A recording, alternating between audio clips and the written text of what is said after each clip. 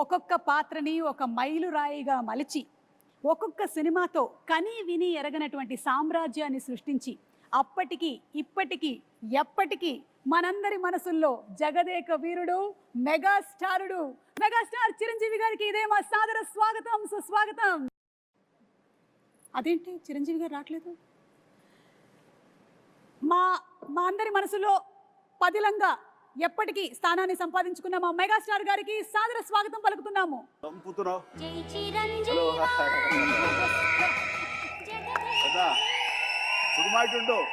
సుఖం ಚೆನ್ನಾಗಿದ್ದೀರಾ? బాగున్నారు కదా? బాగున్నాను. నల్ల ఇరుకే కేంచో జబాబు కైసా హో యార్? ఓ మై గాడ్, ఇన్ని లాంగ్వేజెస్ లో చిరంజీవి గారు హౌ ఇస్ ఇట్?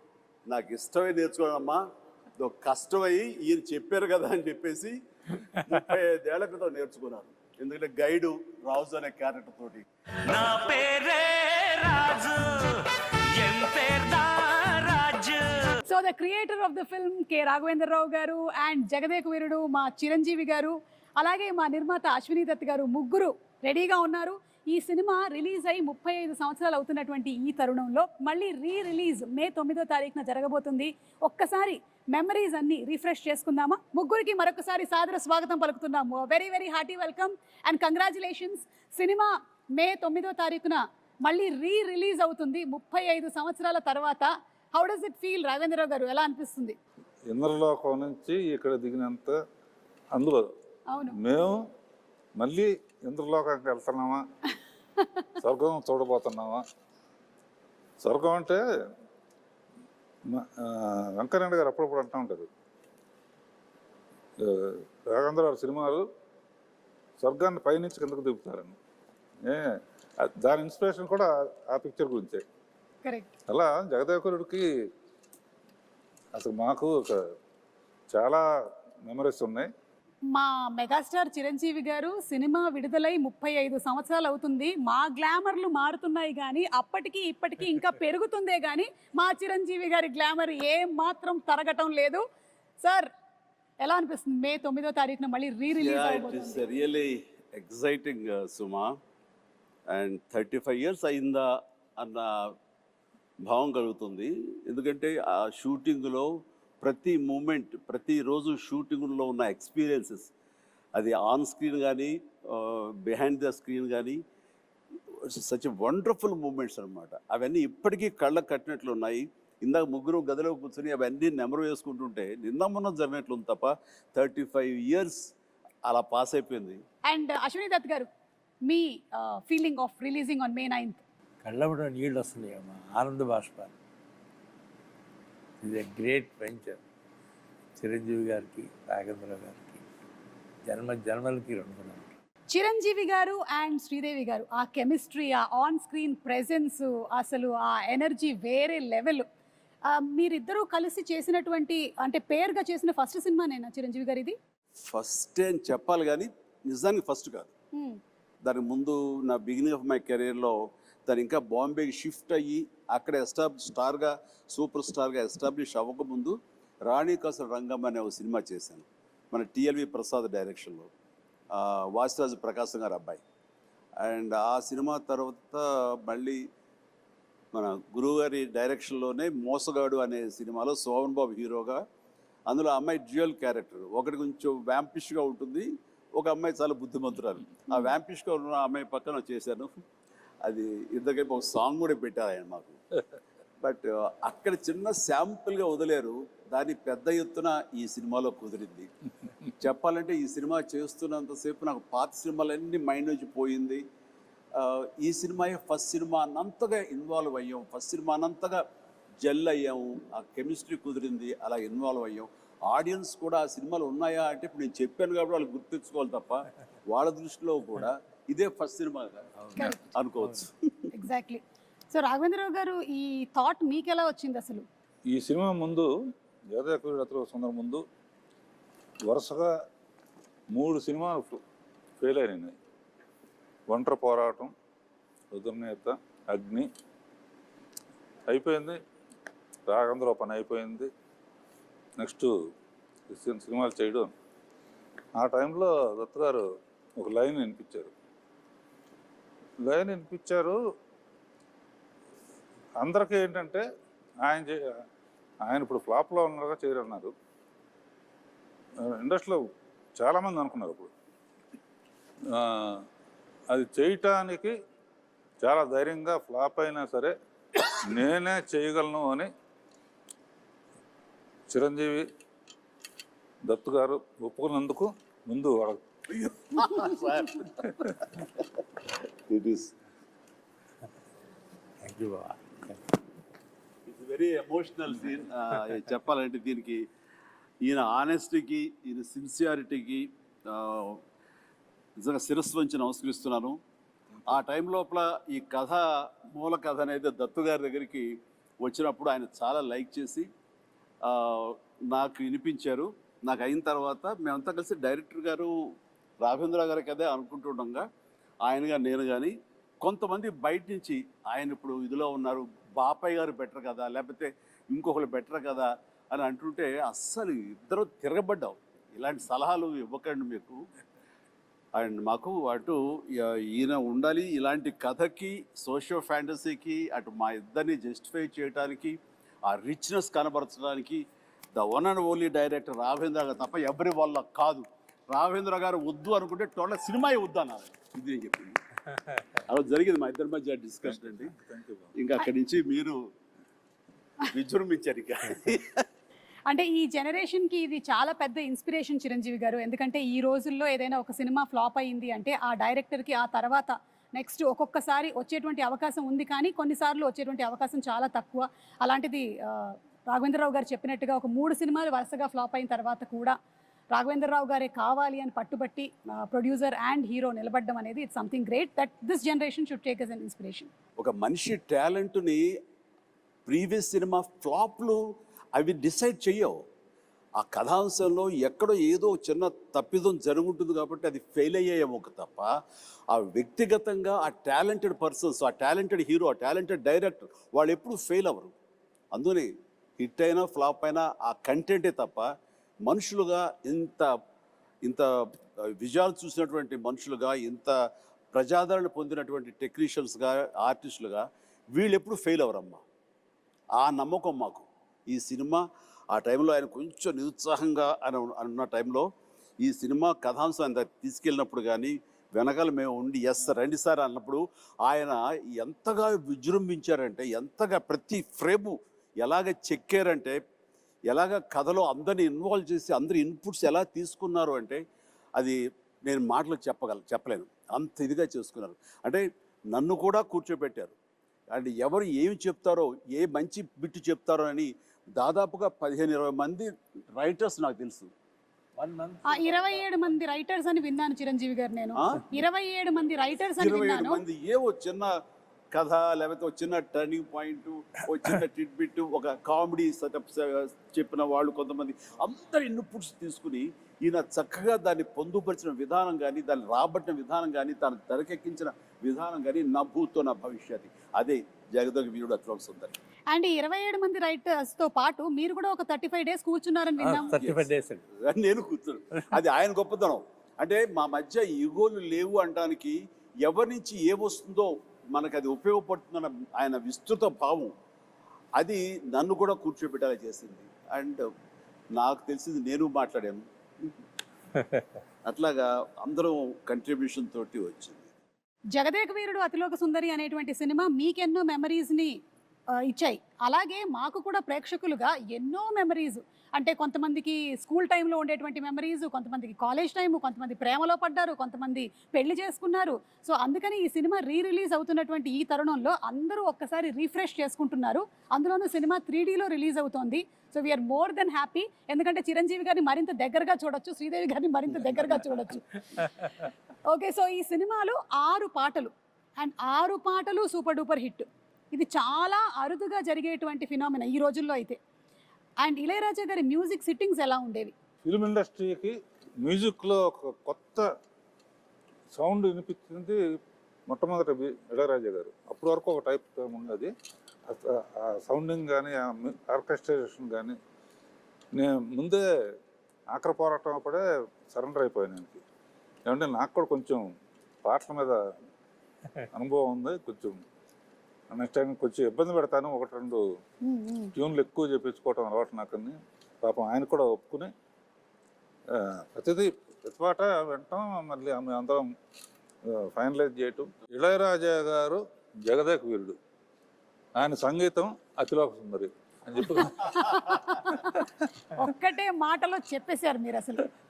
ఎస్, నిజంగా కాదు సాంగ్ యమహో, ఊటీలో యమహో తెస్తున్నప్పుడు అసలు పోటీ పడి చిరకాలం గుర్తుండిపోయే సాంగ్స్, పాడుకునే సాంగ్స్, అవి పుట్టిన సమయం ఎంత తెలుసా? 3 hours 4 hours. గ్రేట్. అండ్ అలాగే చిరంజీవి గారు, అంటే ఈ రోజుల్లో మీరు నిజంగానే ఒక పెద్ద ఇన్స్పిరేషన్ అని చెప్పడానికి ఇంకొక రీజన్ ఏంటంటే మాకు తెలిసింది, అలాగే హీరోకి ప్రొడ్యూసర్కి మధ్యలో ఉండాల్సినటువంటి రిలేషన్షిప్ ఈ జనరేషన్ మిమ్మల్ని చూసి నేర్చుకోవాలి. ఒక హీరో ప్రొడ్యూసర్ని ఎలా గౌరవించాలి, ప్రొడ్యూసర్ హీరోని ఎలా చూసుకోవాలి అనేది మీరిద్దరూ you have set an example. దీని గురించి మీరు ఏమైనా? చిరంజీవి గారు ఒక మహానటుడు, మహా మనిషి. అన్నీ ఆలోచించి అన్ని నిర్ణయాలు తీసుకున్నారంటే దానికి ఎదురు లేదు. జగదేగుడు అతిలోక సుందరి తీసిన తర్వాత 2, 3, 4 ఆటోమేటిక్గా వెళ్ళిపోయింది. అది ఆయన గొప్పతనానికి, ఆయన మంచితనానికి నిదర్శనం. దీన్ని కాంట్రడిక్ట్ చేస్తూ మాట్లాడతానండి. దీన్ని నేను పూర్తిగా ఒప్పుకోనిది. నేను ఇండస్ట్రీకి వచ్చిన తర్వాత దత్తు గారి మాటలో కానివ్వండి, ఇతర సీనియర్ ప్రొడ్యూసర్ మాటలో కానివ్వండి, మా రాఘవేంద్ర గారి మాటల్లో కానివ్వండి, నందమూరి తారక రామారావు గారు ఆ మహానటుడు ప్రొడ్యూసర్కి ఎంత విలువ ఇస్తారు, వాళ్ళు ఎంత బాగా చూసుకుంటారు, ఒక బిడ్డల్లా చూసుకుంటారు. చిన్న వయసులో వచ్చేటువంటి కాలేజీ స్టూడెంట్గా వచ్చేటువంటి అశ్విని దత్ గారు మొట్టమొదటిగా సినిమా తీయాలి రామారావు గారితో అంటే, ఆయన బచ్చాగాడి నువ్వేంటి నాతో సినిమా తీసేది అని అనలా. ఆయన ఈయనలో ఉండేటటువంటి ఆ ఎంతూజియాజం, చెయ్యాలన్న తపన ఆయనకి గ్రహించి, అలాగే తప్పకుండా చేద్దాం అంటే ఒక బిడ్డలాగా వాత్సల్యం చూపించారు.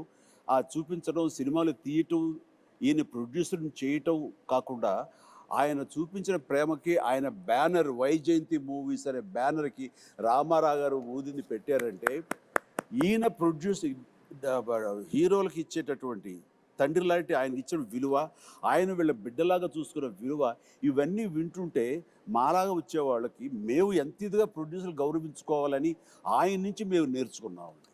కరెక్ట్ అంటే కాబట్టి నేను కూడా నా ప్రొడ్యూసర్స్కి అంత విలువ ఇచ్చి, వాళ్ళు లేకపోతే నేను లేను కదా. నాలో ఎంత టాలెంట్ ఉన్నా, ఎంత యాస్పిరేషన్స్ ఉన్నా, ఎంత కష్టపడే మనస్తత్వం ఉన్నా సరే ఆ వేదికని ఇవ్వాలి కదా. అలా ఇచ్చేవాళ్లే తల్లిదండ్రులు, వాళ్లే దర్శక నిర్మాతలని మనస్ఫూర్తిగా నేను నమ్మే ఆంజనేయ స్వామి సాక్షిగా నేను నమ్ముతాను. అందుకే వాళ్ళకి విలువిస్తాను. నాకు వాళ్ళ ఈ పొజిషన్లో ఉండడానికి కారణం అడవి రాముడు, ఎన్టీ రామారావు. ఆయనతో 12 సినిమాలు చేశాను. బాబాయ్ బాబాయ్ అని పిలుస్తాను. ఇలాంటి హిట్స్ ఈయనతో 14 చేశాను.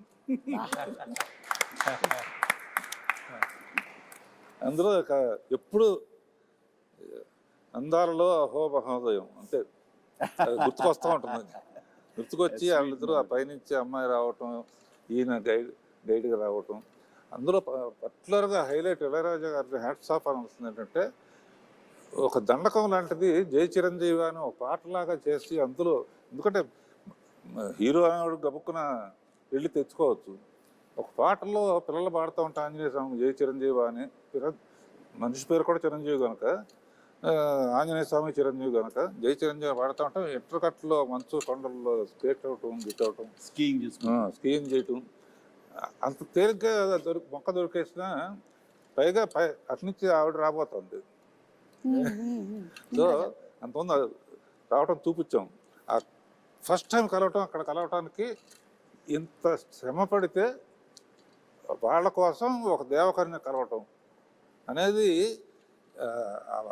మ్యూజిక్ కానీ ఒకళ్ళనొకళ్ళు చూసుకోకుండా టోటల్గా జరగదు. మొత్తం ఒకే చోట ఉంటాం, బట్ హైడ్ అండ్ సీక్ లాగా ఉంటుంది. ఎవరు ఒకళ్ళొకరు కలుసుకొని చూసుకోరు, కానీ ఆ పాటలో ఇద్దరి మధ్య ఒక లవ్ స్టోరీలా తీశారు.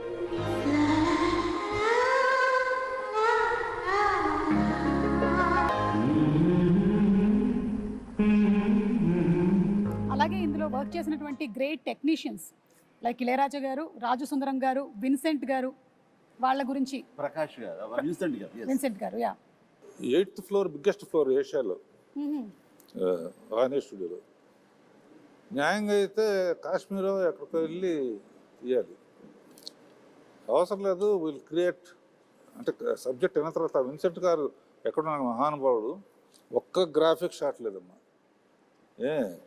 మా 8th ఫ్లోర్ సరే, మెగా ప్రొడ్యూసర్, మెగా హీరో, అప్పటికి మెగా సూపర్ ఫస్ట్ గా సుప్రీమా దత్కార్ ప్రొడక్షన్ అంటే 8th ఫ్లోర్ ఫుల్గా మంచు కొండలాగా చేసేస్తామని చలంగారు కదా ఆర్ట్ Yes, తెలంగాణ. చేస్తే ఈయన ఒక్కో షాట్కి విన్సెంట్ గారు షాట్ చెప్పిన తర్వాత ఆయన పని ఏదో ఆ పాలిథిన్ పేపర్ తీసుకుని కెమెరా ముందు పాలిథిన్ పేపర్ అలా పెట్టి అది ఒక చిన్న మంచు గుహలాగా ఆ పక్కన చిన్న వ్యాధులను తీసుకుని లెన్స్కి ఎడ్జెస్లో గ్లో రావడం Glow కోసం రావడం. వ్యాసని పూసి చేసేవాడు. అది నేకెడ్ అయితే చూస్తే ఏంటది ఆయన ఇలా చేసుకుంటున్నారని, బట్ కెమెరాలో చూస్తే అప్పుడు ఇంకోటి లేవుగా, మన మానిటర్లు కూడా monitors లేవు. లేవు. అవును. వాళ్ళు చూస్తుంటే ఇది ఒక అద్భుతమైన మంచు గుహలో నుంచి కెమెరా పెట్టి ముందుకు ట్రావెల్ అవుతున్న ఫీలింగ్ ఇచ్చేవాడు. అత్యద్భుతం అట్లా. అండ్ అన్నిటికీ మించి శ్రీదేవి టోటల్గా ఇంకా ఇక్కడ ఉండటం లేదు, వాళ్ళ నాన్నగారు పిలిచారు కాబట్టి లిబరలైజ్ అయ్యి వెళ్ళిపోతుంది పైకి. అది మేము పెట్టిన హట్ ఏదైతే ఉందో అది ఓపెన్ అయ్యి అందులోంచి ఆ అమ్మాయి పైకి వెళ్ళిపోవడం చూస్తుంటే, ఈ రోజుల్లో ఆ షాట్ తీయాలి అంటే ఎన్ని కోట్లు ఖర్చు అవుతుందో నాకు తెలియదు, కానీ దానికి ఆయన నో టైం, మార్నింగ్ స్టార్ట్ చేసి ఈవినింగ్ లోపలికి తీశారు. ఇప్పటికీ ఆ షాట్ అత్యద్భుతమైన షాట్. రేపు 9వ తారీఖు అందరూ చూస్తారు ఇది. అలాంటి కొన్ని విజువల్ వండర్స్ గ్రాఫిక్ లేకుండా చేసిన ఎన్నో షాట్స్ ఉన్నాయి. Super sir. అలాగే రాజు సుందరం మాస్టర్ గురించి. ప్రభుదేవ సడన్గా ఒకసారి సుందర మాస్టర్కి అసిస్టెంట్గా వచ్చాడు ప్రభుదేవ. పని నుండి వెళ్ళాల్సి వస్తే అబ్బని తీని దెబ్బ కొట్టి ప్రభుదేవాన్ని పెట్టి మనం లైట్గా అవును, లైట్ మూమెంట్స్ ఉండాలని చెప్పి రిహార్సల్ చేసి ప్రభుదేవ ఫస్ట్ సాంగ్ అప్పని తీని దెబ్బ. అందరూ ఒకసారి వచ్చేట్టున్నారు, సుందరం మాస్టర్ వచ్చేట్టున్నారండి. బెంగళూరు రేస్ కోర్స్ దగ్గర ఆయన కనిపించాడు కదా, అప్పుడు లేడా? లేదు, అక్కడ ఉన్నారు. ఫస్ట్ తోట ఉంది, అవును, అక్కడి నుంచి వెళ్ళిపోయారు. Okay, green house, green house, ఆ రెడ్ శారీ కట్టుకుని అక్కడ ఉన్నారు. ఎక్కడో ఒక కపుల్ ఆఫ్ డేస్ వచ్చేసాయని అబ్బాయికి ఇచ్చారు. వీడు చాలా బాగా చేశాడు. అంటే తన మీద నాకు చాలా నమ్మకం అండి. దీనికంటే ముందు లంకేశ్వరుడు అనే సినిమా, ఆ తర్వాత రాజా విక్రమార్క, ఈ సినిమాలప్పుడు తను చాలా చిన్న కుర్రాడు. నేను వాడిని నిశ్చితంగా చూస్తుంటే అద్భుతమైన టాలెంట్ అనిపించింది. వాడితోటి మనం చేయించుకుంటే మనం కొత్తగా కనబడతాం. అంటే old wine and new bottle ఎప్పుడు అలాగే చేస్తుండేవాడు, ముఖ్యంగా డ్యాన్సుల విషయంలో. అలా చేసిన తర్వాత సార్ అటు చిన్నవాడు సార్, వాడికి ఏం తెలుసు సార్ అని సుందరం మాస్టర్ అనేవాడు. లేదు మాస్టర్ వాడిని పెట్టండి అని చెప్పేసి, వాడికి వీసా కూడా రాని అంత చిన్నవాడు, 16 ఏళ్ల వయసు. అప్పుడు నేను మలేషియా తీసుకెళ్ళి ఒక సాంగ్ ఇచ్చాను, ఇది స్టువర్ట్పురం పోలీస్ స్టేషన్. అప్పుడు స్టార్ట్ అయింది. ఆ తర్వాత నుంచి 2-3 సినిమాలు ఇందా చెప్పానుగా, లంకేశ్వరుడు కానీ కానీ అయింది. ఆ తర్వాత ఇందులో కన్నడ మొగుడు చింపేశాడు. అట్లాగా అతని టాలెంట్ని ఫస్ట్ ఐడెంటిఫై చేసి ఎంకరేజ్ చేసింది. వాళ్ళ నాన్నగారు భయపడితే కూడా, సుందర మాస్టర్ భయపడితే కూడా నేను తనని ఎంకరేజ్ చేయడం జరిగింది. అందులో ఇంకా తర్వాత డైరెక్టర్ గారు వాళ్ళందరూ కూడా తనకి పుష్ ఇవ్వటంతో ఈ రోజున ప్రభుదేవ అంటే ఎక్కడో ఉన్నాడు. Dance is equal to Prabhudeva is equal to dance, అలా అయిపోయింది. Exactly. As a choreographer, director, hero ఎంతో ఎదిగాడు ఆయన కూడా. అంటే ఆ సినిమాలో అన్ని చాలా మంచి చెప్పుకుంటున్నాం, ఎన్ని కష్టాలు పడ్డానో చెప్పుకోవట్లేదు. ఏది మలేరియా రావడం, హాస్పిటల్, అది ఆ కష్టం కాదు. అన్ఫర్గెటబుల్ మూమెంట్స్ లో కష్టాలు కూడా. అంటే నవంబరు డిసెంబర్లో ఊటీలో చలి ఎలా ఉంటుందో మీకు తెలుసు కదా. అంటే మేమంతా మార్చి వెళ్ళాం సార్, సో మాకు తెలియదు నవంబర్ డిసెంబర్ కదా. డిసెంబరును నవంబర్ వెళ్ళండి, మ్యూజిక్ రికార్డింగ్ వాయించాల్సి వస్తుంది పళ్ళతోటి. అండ్ అలాంటిది మిడ్ నైట్ పైన బట్టలు లేకుండా చిన్న గోచి కట్టుకుని ఆంజనేయం వేషం వేసుకుని ఒక ఫైట్ సీక్వెన్స్ తీశారు. ఆ చలిలో ఆ వేషం వేసిన తర్వాత ఒంటి మీద పూనకంలాగా వచ్చి ఏ మాత్రం చలి లేదు, ఏమీ లేదు, అంత బాగా చూసుకున్నారు. వెంటనే వేడి దుప్పట్లు కప్పేసేవాళ్ళు, చేసేవాళ్ళు. అండ్ చలిమంట వేసి కాచుకునేవాళ్ళం. It is nice. అన్ని రకాల మంచి మంచి అసలు 35 ఏళ్ళు అయిందంటే అసలు నమ్మబుద్ధి అవట్లా. అన్ని కంటికి గుర్తున్నాయి. అదే నా ముందు మాట్లాడి అంటే మీ ఎవరికి కూడా అంత ఏజ్ కూడా కాలేదండి, అది ప్రాబ్లం. నీలాగా ఒక సుమకు తప్ప. రాఘవేంద్ర గారు, మీకేమైనా అన్ఫర్గెటబుల్ మూమెంట్స్ లేదంటే ఇలాంటి ఎక్స్పీరియన్సెస్ ఏమైనా ఉన్నాయా? ఇంకా ఒకటి గ్యారంటీగా చెప్పగలను, ఇలాంటి హిట్ మళ్ళీ రాదు. ఎన్ని పిక్చర్లని రావచ్చు కానీ. ఎందుకంటే చాలా సినిమాలు హిట్ అవుతున్నాయి, బట్ భయంకరమైన తుఫానులో చెట్లు విరిగిపోయి అన్ని థియేటర్లు మూసేసి మునిగిపోయి అన్ని థియేటర్లు మూసేస్తే జనం వెళ్ళట్లేదని చెప్పేసి తెచ్చినట్టు ఫైర్ ఇంజిన్ తెప్పించి నీళ్లు బయటికి తోడుతూ వీళ్ళు కుర్చీల మీద కాళ్ళు వేసుకుని కింద నీళ్లు సినిమా చూశారు, ఎంజాయ్ చేశారు. ఈ చరిత్ర మళ్ళీ ఇంతకన్నా ఎక్కువ డబ్బు రావచ్చు కానీ తుఫాన్ కూడా రావాలిగా. తుఫాన్ రావాలి. అదొకటే కాకుండా ఒక చోట శ్రీకాకుళంలో రాఘవేంద్రరావు ఎరగదీశారు. మా బాస్ని సూపర్ అని సూపర్ తీశారు. తమాషా ఏంటి, మా బాసుని ఎరగ తీసేశారు మీరు అని. నెక్స్ట్ ఏమన్నా సార్ మీకు విషయం తెలిసి చెప్పంటారా అంటుంది. ఏంటి ఈ సినిమా ఎవరైనా సరే 3 సార్లు చూడాలంటే అన్నాడు. 3 గంటల లెక్క 2 అనొచ్చు లేదా 10 అనొచ్చు. 3 గంటల లెక్క అంటే ఒకసారి మా బాస్ చిరంజీవి గారికి వస్తుంది చూడాలండి, ఒకసారి శ్రీదేవి ఎట్లా చేస్తుందో చూడాలి, ఒకసారి ఇద్దరు కలిసి ఎట్లా చేస్తారో చూడాలి.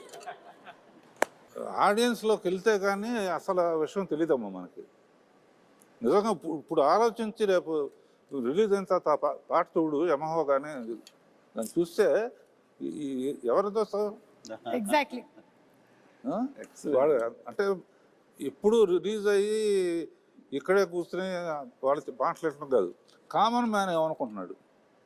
కామన్ మ్యాన్ హీరోని గుండెల్లో పెట్టుకు చూసుకుంటాడు. అందుకనే ఫస్ట్ చిరంజీవిని చూడాలి ఒకసారి, తర్వాత శ్రీదేవిని చూడాలి ఒకసారి, ఇద్దరిని కలిపి చూడాలి ఒకసారి. ఆ యాంగిల్లో రేపు రిలీజ్ అయిన తర్వాత సో జగదేక వీరుడు అతిలోక సుందరి సినిమాతో మీకు ఎన్ని మెమరీస్ అయితే ఉన్నాయో అన్ని మెమరీస్ ఈ సినిమాని చూసిన వాళ్ళకి కూడా ఉంది. వాళ్ళకి ఆ ఫ్యాన్ మూమెంట్స్, వాళ్ళు ఎంజాయ్ చేసినటువంటి మూమెంట్స్ అన్నిటినీ కలిపి ఒక చిన్న వీడియోగా ప్రెజెంట్ చేస్తున్నాము. So let's have the fans video please. Hero Chiranjeevi బాగా గుర్తుకొస్తుంది. శ్రీదేవి మానవ డైలాగ్ గుర్తొస్తుంది. బ్రహ్మానందం కామెడీ. నాకు స్వర్గలోకం గుర్తొస్తుంది. శ్రీదేవి చిరంజీవి. చిరంజీవి శ్రీదేవి ఉంగరం గుర్తుకొస్తుంది బాబు. శ్రీదేవి చిరంజీవి గారు. రాఘవేంద్రరావు. చిన్నపిల్లలాగా శ్రీదేవి చేసిన యాక్షన్. శ్రీదేవి ఫస్ట్ చిరంజీవి గారి స్టెప్స్ గుర్తొస్తాయి. రాజు అనే అదొక డైలాగ్ గుర్తొస్తుంది. ప్రియతమా అబ్బని తీయని దెబ్బ. జై చిరంజీవా. ప్రియతమా. నా పేరే రాజు. నాకేమో జై చిరంజీవ. నా పేరే రాజు. జై చిరంజీవి జగదేక వీర. అబ్బని తీయని దెబ్బ. అమరీష్ పురి. అమరీష్ పురి. అప్పట్లో సినిమాకి టికెట్ల కోసం పెద్ద కుస్తీయే జరిగిందిలే. కాలేజ్ బంక్ చేసి మరీ చూసాం. ఫ్రెండ్స్ అంతా వెళ్ళి బాగా ఎంజాయ్ చేసాం సినిమాని. అప్పట్లో ఫ్రెండ్స్ తో చూసాం, ఇప్పుడు ఫ్యామిలీతో చూసాం. నేనైతే కజిన్స్ తో చూశాను. సినిమాలో మా ఫ్యామిలీతో కలిపి చూసాను. ఫ్యామిలీతో చూసాము. మా బ్రదర్స్, మా ఫ్యామిలీ అంతా కూడా ఒక 3 times చూసాం. అప్పట్లో టీవీలో చూసాను ఫస్ట్ టైం, ఇప్పుడు May 9th థియేటర్లో చూస్తాం. రామ్ చరణ్ పెట్టే తీయాలి. Hero should be Chiranjeevi. Charan plus Jahnavi Kapoor ఉంది. ఎవరిని పెట్టొద్దండి, చిరంజీవి గారి సినిమా చిరంజీవి గారికే బాగుంటది. రామ్ చరణ్ తమన్నా అయితే బాగుంటుంది. రామ్ చరణ్ అండ్ జాన్వీ కపూర్. రామ్ చరణ్ తమన్నా అయితే బాగుంటుంది. Tamannaah and Ram Charan. I can't imagine any other except Chiranjeevi. అది ఇప్పుడు వచ్చినా సరే స్క్రీన్ లోకి చూడటానికి రెడీగా ఉన్నాం.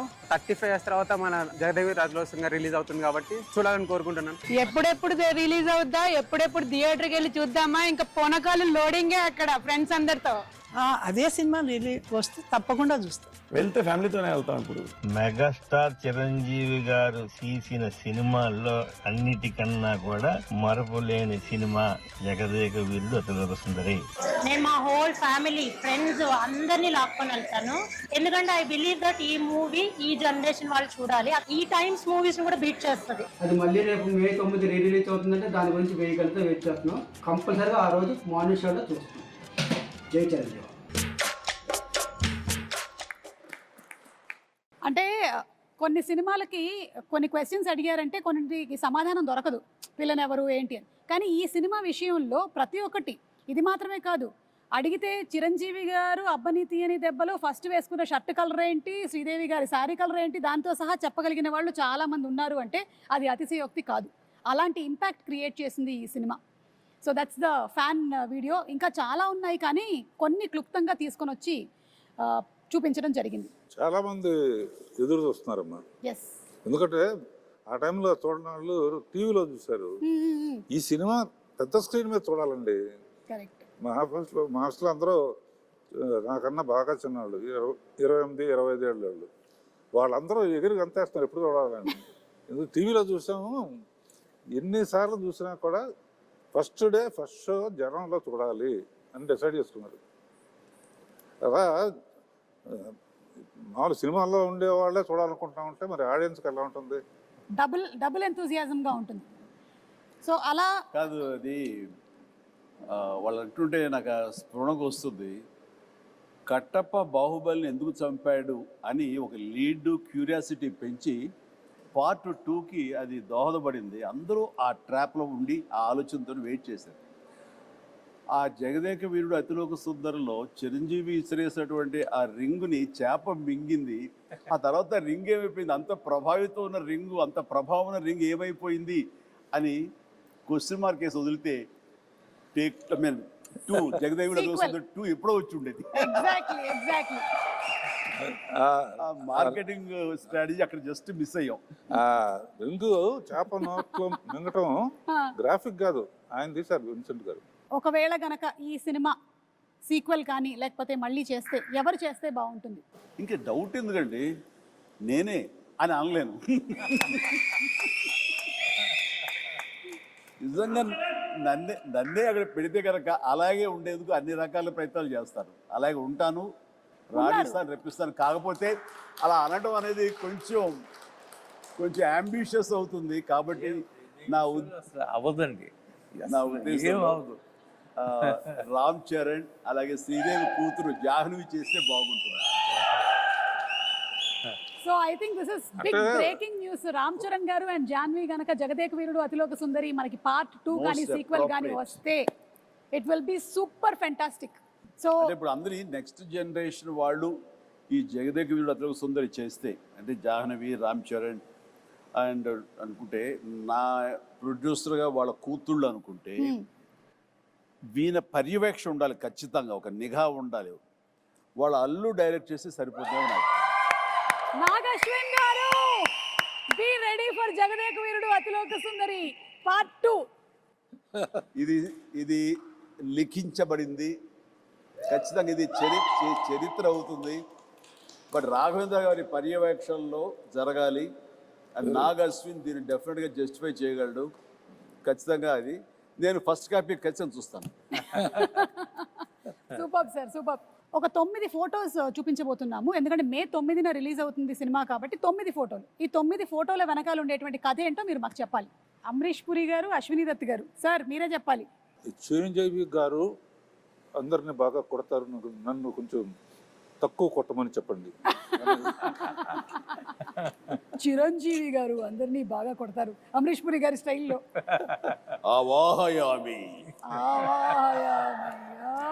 ఎంత ఇస్తావు దత్తు అని నాకు అనిపిస్తుంది.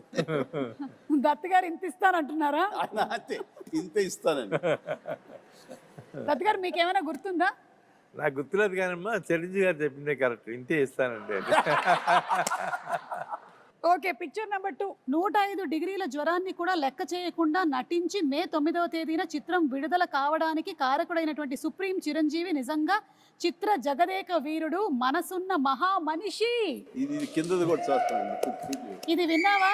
విజయవాడలో ₹6.50 టికెట్ మొదటి రోజున మ్యాట్నీ షో 210 రూపాయలకి బ్లాక్ లో అమ్మారట. ₹6 టికెట్ 210కి అమ్మారట. సమ్ 3.14 crores ఆఫ్ టికెట్స్ అంట అమ్ముడిపోయింది అప్పట్లో. Highest in all time record Jagadeka Veerudu Athiloka Sundari. అంటే శ్రీదేవి నాకు ఒక గిఫ్ట్ ఇచ్చింది, ఒక chess, very small chess board with, అప్పుడు అది ఎలక్ట్రానిక్ అది, బట్ ఫిజికల్గా మనం లిఫ్ట్ చేసి పెట్టి తప్ప టచ్ ప్యాడ్ లా కాదు. పెడుతుంటే అది కౌంటర్ మళ్ళీ వెయిట్ చేస్తుంది. మనకి కంప్యూటర్ ఆడుతుంది ఒక్కోసారి, లేదంటే తను ఇంగ్లాండ్లో ఎక్కడో కొనుక్కుందంటే తీసుకొచ్చి నాకు గిఫ్ట్ ఇచ్చింది. అండ్ నాకేదో ఇప్పటికీ నా దగ్గర ఉండాలి, మరి అది గుర్తు రావట్లేదు ఎక్కడుందో. ఖాళీ సమయంలో మీ ఇద్దరం కూర్చుని ఆడుతుంటే అనవసరంగా పెద్ద ఆయన వచ్చి డిస్టర్బ్ చేస్తాను.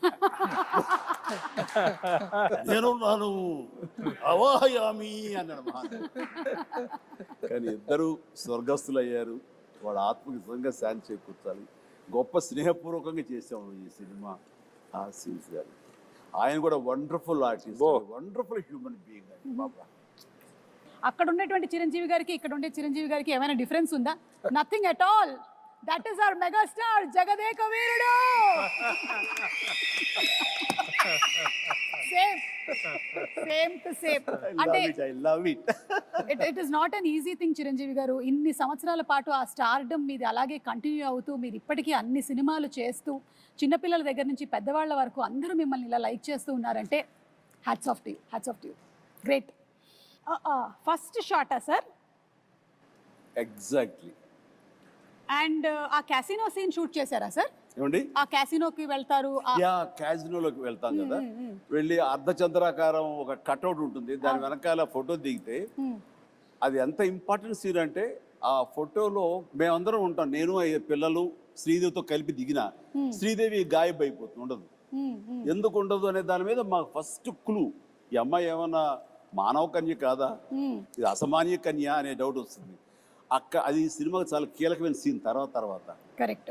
అండ్ అమ్మాయి మామూలు మనిషి కాదు అని నా రికలెక్షన్స్లో ఇది ఒక రికలెక్షన్. అది ముహూర్తం షాట్గా పెట్టారు, అక్కడ ఫైట్ అది చేయటం బాగుంది. ఊటీలో సీన్ ఇదేనా సార్? ఇదేనమ్మా నేను చెప్పిన సీన్. చలికి వణుకుతూ, అదేమో వీళ్ళందరూ అనుకుంటున్నారు చిరంజీవి ఆవేశంతో వణుకుతున్నాడు ఫైట్గా అనుకుంటారు, అది లోపల చలికి వణుకుతున్నారు. ఏదో మ్యాచ్ అయిపోయింది, కుదిరిపోయింది. నేను మటుకు షాల్ వేసుకుని ఉన్నాను చూడ లాస్ట్లో. అదే మీరు షాల్ వేసుకుని ఉన్నారు, మీరు షాల్ జస్ట్ టవల్ లాగా వేసుకుని ఉన్నారు, కానీ మీరు కూడా ఏమి షాల్ కప్పుకోలేదు. కాదు, ఇదేమో బేర్ బాడీ. ఆ చలి అసలు మామూలు చలి కాదు. అప్పుడు ఆంజనేయ స్వామి గెటప్ వేసిన మేకప్ అండ్ స్టిల్ ఇక్కడే ఉన్నాడు. ఒకసారి వచ్చి కనిపించబోయా శివ, ఆ మేకప్ వేసి ఆ చేతులు అతను వేయాలి.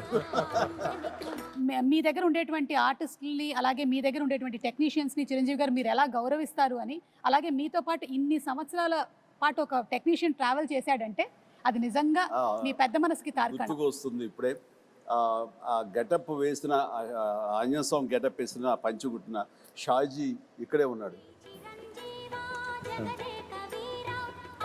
కాదు సార్, నువ్వు ఇంకా చిన్నపిల్లలాగా అప్పుడు కూడా కష్టపడి అవన్నీ చేసేవాడు. అప్పుడు రకరకాల స్టైల్స్ ఏదైనా సరే తనే చేసేవాడు. బట్ సాంగ్స్కు మాత్రం ఈయన బాంబే నుంచి స్పెషల్ కాస్ట్యూమ్ చేయించేవారు. అది ఎవరంటే అతను కిషోర్, బడా సాబ్ కిషోర్. బట్ ఇవన్నీ లోకల్వి, ఈ మైథాలజీ కానివ్వండి, రెగ్యులర్గా వేసుకునే డ్రెస్సెస్ కానీ షాజీ చేశాడు.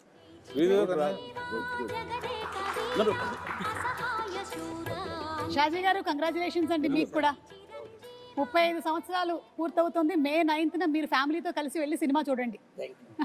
అంటే ఇది కూడా ఫస్ట్ డే ఆఫ్ షూటే, ఎందుకంటే అదే కాస్ట్యూమ్స్ లో ఉన్నారు కాబట్టి మేబీ అనుకుంటున్నాను. మీరే సార్, మీరే the handsome, the most wanted director Raghavendra Rao గారే. కింద మన మనోడు, కింద మన స్టిల్ ఫోటోగ్రాఫర్ శ్యాము.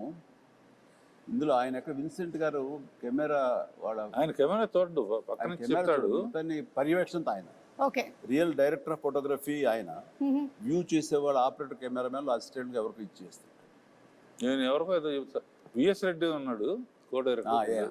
ఇది ఇక్కడికి వచ్చేసరికి అదే ప్రియతమ సాంగ్ ఇది, గోల్డ్ ఫాయిల్ తోటి ఉన్న సెట్ ఆ పార్ట్ అది.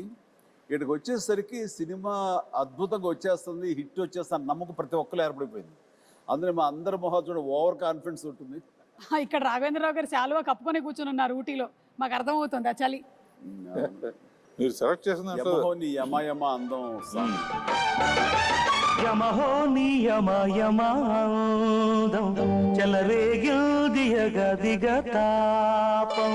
ఏంటంటే నేను విన్నాను స్వప్న గారు వాళ్ళు చెప్పగా దట్ మన అశ్విని దత్ గారి శ్రీమతి గారు వాళ్ళందరూ కంగారు పడుతున్నారంట. అంటే ఇంత సినిమా తీసేశారు, అసలు ఈ సినిమా హిట్ అవుతుందో లేదో, ఆడుతుందో లేదో అని అనుకుంటున్నటువంటి ఆ టైంలో 3 ఏళ్ల కుర్రాడు వచ్చి, మానవ నాకు కూల్ డ్రింక్ ఇవ్వా అని అడిగారట. ఆ 3 ఏళ్ల కుర్రాడే రామ్ చరణ్. సో ఎప్పుడైతే ఈ మానవ అనేటువంటి డైలాగ్ చెప్పి కూల్ డ్రింక్ ఇవ్వా అని అడిగాడో సినిమా హిట్ అయిపోయింది, పిల్లల్లో కూడా వెళ్ళిపోయింది అనేటువంటి నమ్మకం కలిగింది. మరి ఆ కుర్రాడే ఇప్పుడు మనల్ని నెక్స్ట్ క్వశ్చన్ అడగబోతున్నాడు. So let's have Ram Charan's video please. Congratulations Jagadek Veerudu Athiloka Sundari dream team తీసిన సినిమా 30 years ముగించింది.